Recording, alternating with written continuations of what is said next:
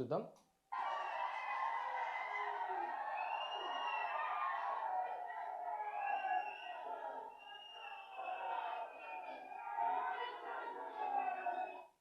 ఈ సంబరాలను మీరు చూడొచ్చు. ఇప్పుడు గజ్వేల్‌లో ఇది అందరికి తెలిసిందే ఏం జరిగిందని. కేసీఆర్ గారి ఎమ్మెల్యే అక్కడ క్యాంప్ ఆఫీస్‌లో ఇగ మరి మా రేవంత్ అన్న ఫోటో ఉండాలి, ముఖ్యమంత్రి గారి ఫోటో ఉండాలి. కాంగ్రెస్ వాళ్ళు పోయి పెట్టిండ్రు, సంబరాలు చేశారు. దీనికి సంబంధించి రకరకాల చర్చలు జరుగుతున్నాయి. రకరకాల ఇగ వాదనలనేవి వినిపిస్తా ఉన్నాయి. మరి వాస్తవం ఏంది? తప్పెవరిది? ఒప్పెవరిది? సరే, ముఖ్యమంత్రి గౌరవం ఇయ్యాలే, పెట్టాలని అనుకోవడంలో పెద్ద తప్పే. వాస్తవానికి కాంగ్రెస్ వాళ్ళలో చూసి మరి ముఖ్యమంత్రికి గౌరవం ఇయ్యాలి, ఓ ప్రోటోకాల్ ఉంటది, ఓ పద్ధతి ఉంటది, కొన్ని వాల్యూస్ ఉంటాయి. గౌరవ ముఖ్యమంత్రి గారికి మనం ఇచ్చే విలువ, ఫోటో పెడితే తప్పేం లేదు అనే కోణంలో ఇప్పుడు కాంగ్రెస్ వాళ్ళది తప్పు. మరి కాంగ్రెస్ వాళ్ళది ఈ కోణంలో తప్పే. మరి వాస్తవం ఏంది? నిజానికి మనం ఒక గ్రౌండ్ రియాలిటీ మాట్లాడు. రియాలిటీ ఏంది? మనం ఒక గౌరవనీయులైన ముఖ్యమంత్రి గారి ఫోటో పెట్టాలి, ముఖ్యమంత్రికి గౌరవం ఇవ్వాలి, ఆ ఫోటో పెడితేనే ఆయనకు పేరు వస్తుందని ఆలోచిస్తున్న మీరు ఎట్ ది సేమ్ టైం ఏం ఆలోచించాలంటే, మనం ఫోటోలు ఉండాల్సింది ఎమ్మెల్యేల క్యాంప్ ఆఫీసులలో, వాళ్ళ క్యాంప్ కార్యాలయాల్లో కాదయ్యా, జనాల గుండెల్లో ఉండాలి మన ముఖ్యమంత్రి గారు అని ఆలోచి. ఇప్పుడు ఆ ఇచ్చిన 6 గ్యారెంటీలకు 6 గ్యారెంటీలు ఇచ్చినట్టు అమలు చేసి ఉంటే ఎవరికి కావాలి ఫోటోలు? ఏ క్యాంప్ ఆఫీస్ లో పెట్టాలి ఫోటోలు? చెప్పుండ్రి. ఉన్న ఫోటోలు నిసురు కొడతారు. అంటే ఎవరైనా ఇక ప్రతిపక్ష నాయకుల ఫోటోలు కానీ జనాలలో, ఇండ్లలో, వాళ్ళ ఆఫీసులలో ఉంటే ఇచ్చిన 6 గ్యారెంటీలకు 6 గ్యారెంటీలు రేవంత్ రెడ్డి గారు, ఈ కాంగ్రెస్ ప్రభుత్వం అద్భుతంగా అమలు చేసి ఉంటే వాళ్ళ సొంత పార్టీ బీఆర్ఎస్ పార్టీ నాయకుల యొక్క ఫోటోలు, బీజేపీ పార్టీ నాయకుల యొక్క ఫోటోలు ఆ కార్యకర్తలు తీసి బయట ఇసురు కొడతారు. జనాలు గుండెల్లో పెట్టుకుంటారు రేవంత్ రెడ్డి గారిని. క్యాంప్ ఆఫీస్ కార్యాలయాల్లో ఫోటోలలో కాదు, జనాలు గుండెల్లో పెట్టుకుంటారు. ఇది గుర్తుపెట్టుకోండి. సరే, అత్యుత్సాహంతోనా లేకపోతే ఆనందంతోనా, ఇక గౌరవనీయులు ముఖ్యమంత్రి వర్యుల యొక్క ఫోటో ఉండాలన్న కాంక్షతోనా కాంగ్రెస్ కార్యకర్తలు ఆడిపోయి కొట్లాడిండ్రు, ఆడిపోయి ఫోటో తలిగించారు, తర్వాత తీసేసారు, అది వేరే విషయం. కాకపోతే ఇదే కార్యకర్తలు ఇక్కడ ఇప్పుడు లేడీ సింగాలు, ఇక్కడ పురుష సింగాలు, వీళ్ళందరూ కూడా నేనేమంటున్నా అంటే, పోయి మీరు ఇట్లనే కొట్లాడుండ్రి, 6 గ్యారెంటీలు అమలు చేద్దాం, జనాల గుండెల్లో మనం ఉంటామని కొట్లాడుండ్రి. అట్లా కొట్లాడుండ్రి, ఎంత అద్భుతంగా ఉంటది. 500 బోనస్ పండించిన ఏ పంటలకైతే ఇస్తామో మనము, సోయాకు, ఇంకో దానికి జొన్నలకు, మొక్కలకు అని మనం హామీ ఇచ్చినామో అది నెరవేర్దాం, జనాల గుండెల్లో మనం ఉంటామని చెప్పి పోయి ముఖ్యమంత్రి గారికి చెప్పి వీళ్ళందరూ కూడా చెప్తున్నా. నేను గ్యాసే దొరకక ఉచ్చిన ఊరి పోస్తానన్న కష్టాలు పడతా ఉన్నారు, ఎంతో మంది ఇబ్బందులు పడతా ఉన్నారు. వంట చేసుకోలేక గ్యాస్ పొయ్యి దొరకక, కనీసం గ్యాస్ బండ దొరకక కట్టెల పొయ్యి మీద వంట వండుకుంటా ఉన్నారు. 500కు గ్యాస్ బండ ఇస్తామని హామీ ఇచ్చినాం, కొట్లాడి గ్యాస్ తెచ్చుకొని 500కి ఇద్దాం, మనం వంట వండుకునే ప్రతి ఒక్కరి గుండెల్లో మనం ఉంటామని రేవంత్ రెడ్డి గారు 6,000 పెన్షన్ చేస్తామన్నాం వికలాంగులకు, 4,000 పెన్షన్ చేస్తామన్నాం వృద్ధులకు. ఆ వికలాంగుల వృద్ధుల గుండెల్లో మనం ఉంటాం, నెరవేర్చుకుందామని చెప్పి చెప్పుండ్రి రేవంత్ రెడ్డి గారికి.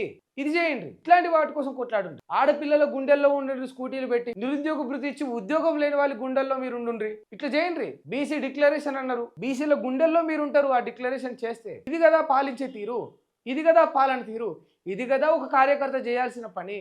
ఏ పార్టీ వారైనా సరే, ఇప్పుడు నాట్ ఓన్లీ రేవంత్ రెడ్డి గారు, నాట్ ఓన్లీ కాంగ్రెస్. మా ఇక్కడ బాధ ఏంటంటే, ఈవెన్ ఎవరైనా సరే, ఇప్పుడు బీఆర్ఎస్ హయాంలో అధికారం ఉంటే వాళ్ళు అంతే చేస్తారు ఆ కార్యకర్త. ఇంకా బీజేపీ అధికారంలో ఉంటే ఇప్పుడు ఉన్న రాష్ట్రాలలో చూస్తారు వాళ్ళు అంతే చేస్తారు. ఏ కార్యకర్త కూడా వాళ్ళ నాయకుడితోటి ఇచ్చిన హామీని నెరవేర్చుదాము, ఆ జనాల గుండెల్లో మనం ఉందామని ఎవడు కొట్లాడాడు? ఏ కార్యకర్త కూడా. 10 ఏళ్ళు బీఆర్ఎస్ కార్యకర్త కొట్లాడలేదు, 2.5 ఏళ్లలో ఈ 3 ఏళ్ల దాకా కావస్తున్న కాంగ్రెస్ పాలనలో ఏ కార్యకర్త కొట్లాడతలేడు, ఎవరు లేరు. అట్లా ఇన్ని రాష్ట్రాలలో బీజేపీ అధికారంలో ఉంది, ఏ భారతీయ జనతా పార్టీ కార్యకర్త కూడా కొట్లాడు. మనం కొట్లాడాల్సింది ప్రతిపక్షాలతో కాదు, మనం కొట్లాడాల్సింది మనం ఓటేసి ఎన్నుకొని ఏ నాయకుడి కోసం అయితే మనం జెండాలు మోసినామో ఆ నాయకుడితో కొట్లాడాలి. ఏమని కొట్లాడాలి? అన్న ఊర్లో నా ఇజ్జత్ పోతుంది, ఆ అవ్వకు మాట ఇచ్చిన మనం 4,000 పెన్షన్ ఇస్తామని, అది నిలబెట్టుకుందాం, గోడ మీద ఫోటోల్లో కాదు ఆ అవ్వ గుండెల్లో మనం ఉంటాం అని ఒక కార్యకర్త కొట్లాడాలి. కొట్లాడే రేవంత్ అన్న మన నిరుద్యోగ భృతన్నం మనం ఇచ్చేద్దాం, ఉద్యోగం లేని ఆ యువకుడి గుండెల్లో మనం ఉంటాం అని ఒక కార్యకర్త కొట్లాడాలి. కొట్లాడే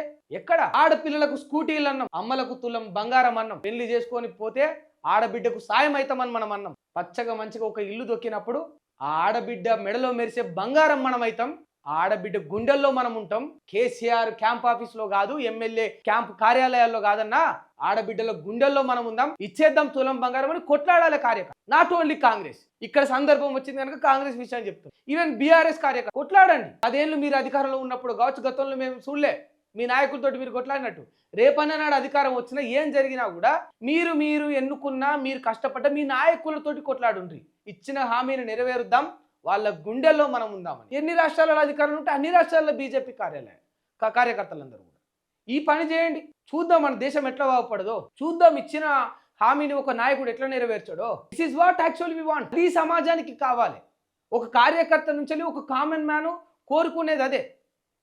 ఓట్ల ఎలక్షన్ టైంలో మీరే కదా అందరూ దండాలు పెట్టి పోయి అవ్వా రేవంత్ అన్న వస్తే బాగుంటుంది, 4,000 పెన్షన్ ఇప్పించే బాధ్యత నాది అని 3 రంగుల జెండా మీ మెడ మీద మీ భుజాల మీద వేసుకొని మీరే కదా పోయింది. మరి ఇప్పుడు ఆ బాధ్యత నెరవేర్చాలన్న విలువలు మీలో ఉన్నాయా? 10 ఏళ్లలో ఏ బీఆర్ఎస్ కార్యకర్త అయినా కూడా కొన్ని హామీలు ఇచ్చినట్టు నెరవేర్చకపోతే పోయి ఎప్పుడైనా మరి ఈ మాట తప్పుతా ఉన్నాం అని అడిగినరా? అందరికీ చెప్తా ఉన్నా. అంటే ఇప్పుడు ఇక్కడ రాంగ్ వేలో ప్రొజెక్ట్ కావద్దు కనుక, సందర్భం వచ్చింది కనుక ఈ విషయాన్ని తీసుకొని 3 పార్టీల వారికి ఎంఐఎం, వైసీపీ, టీడీపీ, పక్క రాష్ట్రాలు, ఏ రాష్ట్రాలు ఎవరైనా సరే ఒక్కసారి కార్యకర్తలు రియలైజ్ అవ్వండి. మనం ఓటేసి నాయకుడిని ఎన్నుకునేది ఆ నాయకుడికి ఊడిగం చేయడానిక, ఆ నాయకుడితో మన నియోజకవర్గంలోని పనులను అభివృద్ధి పరుచుకోవడానికి, మన సమాజాన్ని బాగు చేసుకోవడానికి, మన రాష్ట్రాన్ని అభివృద్ధి పదంలో తీసుకుపోవడానికి. మనం ఒక నాయకుడికి ఓటేసి ఎన్నుకునేది ఎందుకు? ఈ ఫలానా గవర్నమెంట్ ఫలానా పార్టీ అధికారంలోకి వస్తుందని మనం కాయ కష్టం పడేది ఎందుకు? కేవలం నాయకుడు ఎదగనీకి మనం ఊడిగం చేయాలి. మన బ్రతుకులు మారనీకి, మన భవిష్యత్తు అది మారట్లేదు అన్నప్పుడు ప్రశ్నించాల్సిన మనం బానిసలం అయిపోయి చేతులకు సంఖ్యలు వేసుకొని, నోటికి ప్లాస్టర్లు వేసుకొని, ఇలా ఇంకా ఫోటోలు పెడుతూ వారికి ఇంకా వత్తాసు పలుకుతుంటే ఈ సమాజం ముందుకు ఎట్లా పోతుంది? ఎట్లా ముందుకు పోతుంది? అన్ని పార్టీల కార్యకర్తలకు అందరు చూడాలి ఖచ్చితంగా. బీజేపీ కార్యకర్తలు, బీఆర్ఎస్, కాంగ్రెస్ అన్ని పార్టీల కార్యకర్తలు అందరూ ఈ విషయాన్ని మీ చేతులు ఎత్తి మండలారు. మీరు ఒక నాయకుడిని నమ్మి ఇక్కడ ప్రజలను నమ్మించి ఈయన వస్తే బాగుంటుందని మీరు గెలిపించుకున్నప్పుడు మధ్యలో వారధి మీరే. అక్కడ ఉండే పార్టీకి, ఇక్కడ ఉండే ప్రజలకు కార్యకర్తే వారధి.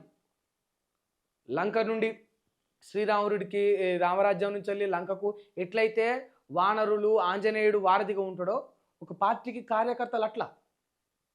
నేను దయచేసి మీ అందరికి మొక్కి చెప్తా ఉన్నా, మీ నాయకుడి కోసం మీరు ఇంత చేసి ఇంత వారధిగా ఉండి ప్రజలను నమ్మించి ఈ నాయకుడిని నమ్మి మధ్యలో మీరు మాత్రం ఆ పార్టీ గెలిస్తే, ఈ నాయకుడు వస్తే ఈ ప్రజల కష్టాలు తీరుతాయి అని చెప్పి వీళ్ళతో ఓట్లు వేయించారు కదా, ఆ ఇచ్చిన హామీలు నెరవేర్చాల్సిన బాధ్యత కూడా కార్యకర్తల మీదనే ఉంటుంది. బట్ అది మాత్రం చేయట్లేదు. జనాల గుండెల్లో చోటు సంపాదించుకోవడానికి మనం ప్రయత్నించట్లేదు. క్యాంప్ ఆఫీసుల్లో, కార్యాలయాల్లో ఫోటోలు పెట్టి ఏం ఉపయోగం చెప్పండి. ఇప్పుడు ఈ ఫోటో పెట్టి ఆడికి పోయి ఇట్లా జై కొట్టడం వల్ల వికలాంగులకు 6,000 పెన్షన్ వచ్చిందా? వృద్ధులకు 4,000 పెన్షన్ పడిందా? ఇచ్చిన హామీ ప్రకారం అన్ని పంటలకు 500 బోనస్ దొరికిందా? నిరుద్యోగ భృతి వచ్చిందా? లేకపోతే బీసీ డిక్లరేషన్ అయిందా? మూసి సుందరీకరణ అయిపోయిందా? తెలంగాణ అప్పులన్నీ తీరిపోయినాయా? ఏం జరిగింది? ఉపయోగం అయ్యే దాని మీదనే కొట్లాడు.